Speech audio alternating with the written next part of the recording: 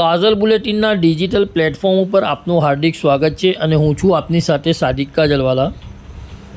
દર્શક મિત્રો, વડોદરા શહેરમાં આવેલ અમિતનગર બ્રિજ નીચે રહેતા શ્રમજીવી પરિવારના 8 વર્ષના બાળકને જીએસઆરટીસી બસના આગલા ટાયર નીચે કચરાઈ જતા બાળકનું ઘટના સ્થળે જ મોત નીપજ્યું હતું।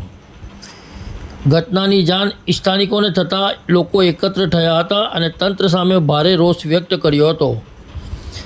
સામાજિક કાર્યકર કમલેશ પરમાર દ્વારા જણાવવામાં આવ્યું હતું કે વડોદરા શહેરમાં અમદાવાદ વડોદરા શટલ તેમજ દુકાનોના આડેધડ પાર્કિંગના કારણે અવારનવાર આ અકસ્માતો સર્જાતા હોય છે।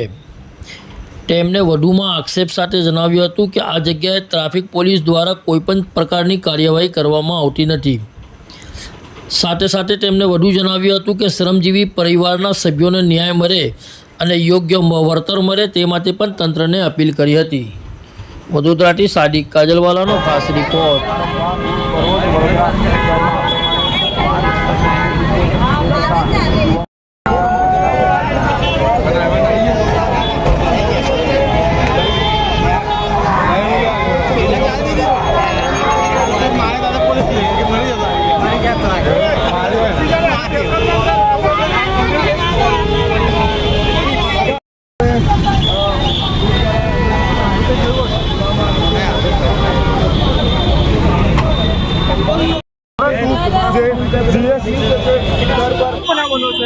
વડોદરા શહેરમાં આવેલ જે અમિતનગર બ્રિજ નીચે જે હાલમાં જે એક નાનું બાળક 8 વર્ષનું બાળકનું જે કહેવાય છે જીએસઆરટીસી બસના કારણે જે મૃત્યુ થયું છે, એટલે ખાસ કરીને જીએસઆરટીસી બસના જે ડ્રાઈવરો છે બેફામ રીતે ચલાવતા હોય છે અને અમિતનગર બ્રિજ પાસે પણ જે આડેધડ પાર્કિંગ કરવામાં આવે છે। અહીંયા આગળ રેસ્ટોરન્ટો હોટલો ખોલવામાં આવે છે, પરંતુ પાર્કિંગની સમસ્યા યથાવત જોવા મળે છે। સાથે જે ઇકો ચાલકો હોય છે, સાથે જે કહેવાય છે કે અમદાવાદ શટલિયા અહીંયા આગળ ચાલતા હોય છે, એટલે કંઈક ને કંઈક લાગી રહ્યું છે કે વડોદરા શહેરની અંદર હપ્તારાજ ચાલી રહ્યું છે, જેના કારણે આ બાળકનું મૃત્યુ થયું છે।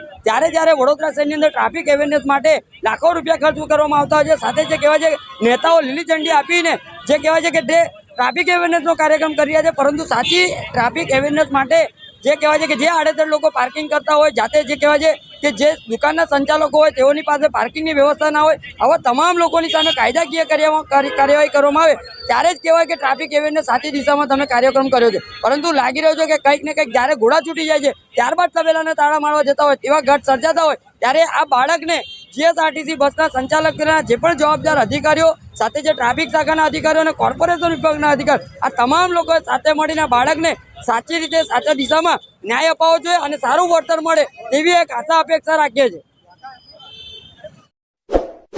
इस वीडियो को लाइक करें, हमारे चैनल को सब्सक्राइब कर बेल आइकन जरूर प्रेस करें